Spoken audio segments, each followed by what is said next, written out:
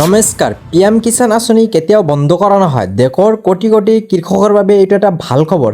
কেবিনেটত কেন্দ্ৰ চৰকাৰে কৰিলে এইটো ডাঙৰ ঘোষণা। দেশৰ কোটি কোটি কৃষকৰ বাবে আহি গ'ল এটা ভাল খবৰ। বন্ধ নহয় PM কিষাণ আঁচনি। 2031 চনলৈকে লাভ কৰি থাকিব PM কিষাণ আঁচনিৰ ধন। 2026 আৰু 27 বৰ্ষৰ পৰা 2030 আৰু 31 বৰ্ষলৈ চলি থাকিব এই আঁচনি।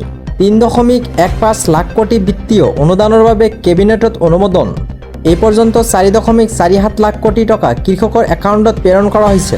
কেবিনেটত কেন্দ্ৰীয় চৰকাৰৰ ডাঙৰ এটা সিদ্ধান্ত।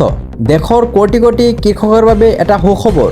আন এটা ডাঙৰ খবৰ, পাকিস্তানৰ কথামতে ভয়ংকৰ কাণ্ড কৰিলে ভাৰতৰ যুৱকে। থাইলেণ্ডত অপহৰণ কাণ্ড সংঘটিত কৰিলে 5 ভাৰতীয়ই। এই 5 ভাৰতীয় হৈছে অৱতাৰ, জগজিৎ, ৰামভালক, সুখবীৰ, কৰলা সিংহক থাইলেণ্ডত গ্ৰেপ্তাৰ কৰিছে আৰক্ষীয়ে।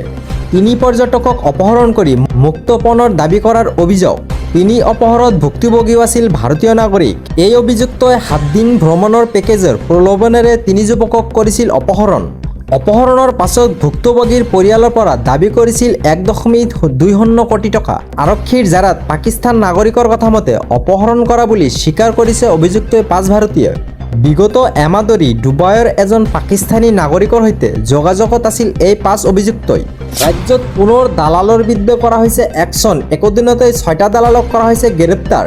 দালালৰ বিৰুদ্ধে ৰাজ্যত পুনৰ একশ্যন আৰম্ভ কৰিছে আৰক্ষীয়ে।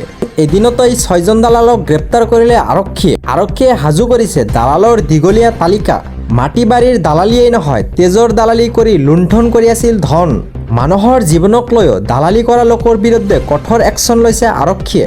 ধুবুৰী চিকিৎসা মহাবিদ্যালয়ত দীৰ্ঘদিনীয়া ধৰি চলি আহিছিল এই দালালৰাজ। এই মুহূৰ্তৰ আনটো বিগ ব্ৰেকিং নিউজ। পশ্চিমবংগৰ মুখ্যমন্ত্ৰী শুভেন্দ্ৰ অধিকাৰীৰ ব্যক্তিগত সহায়কৰ হত্যাৰ চাঞ্চল্যকৰ মোৰ। হত্যাৰে অভিযুক্তই 2 বিজেপি নেতাক গ্ৰেপ্তাৰ কৰিছে CBIয়ে। সাগৰ সোণকাৰ আৰু চাহেব সোণকাৰ নামৰ 2জন ব্যক্তিক গ্ৰেপ্তাৰ কৰিছে CBIয়ে। দুয়ো মিলি চন্দ্ৰনাথ ৰথৰ হত্যাৰ পৰিকল্পনা কৰিছিল। দুয়োগৰাকী বিজেপি নেতা চন্দ্ৰনাথ ৰথৰ সৈতে কাম কৰি আছিল। 6 মে'ৰ নিশা গুলীয়াই হত্যা কৰিছিল শুভেন্দ্ৰ অধিকাৰীৰ ব্যক্তিগত সহায়কগৰাকীক। বিজেপি নেতা দুগৰাকী গ্ৰেপ্তাৰৰ পাছত সৃষ্টি হৈছে তীব্ৰ চাঞ্চল্যকৰ।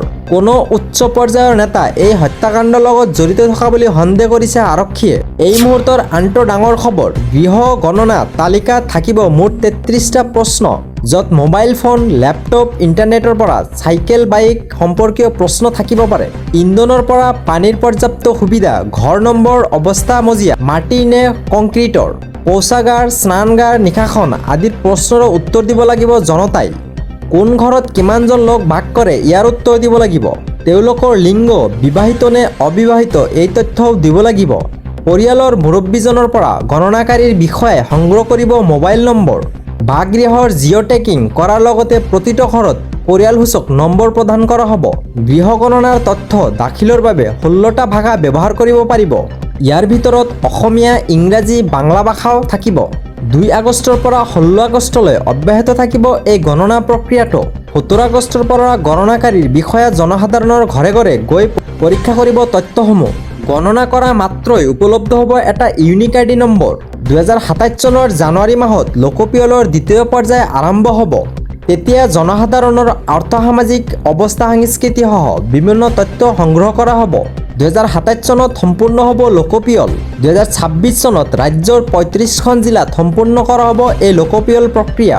কাইলৈৰ পৰা অৰ্থাৎ 2 আগষ্টৰ পৰা অসমত লোকপিয়লৰ গণনা আৰম্ভ হ'ব। ঘৰে ঘৰে তথ্য পৰীক্ষাৰ বাবে যাব বিষয়া।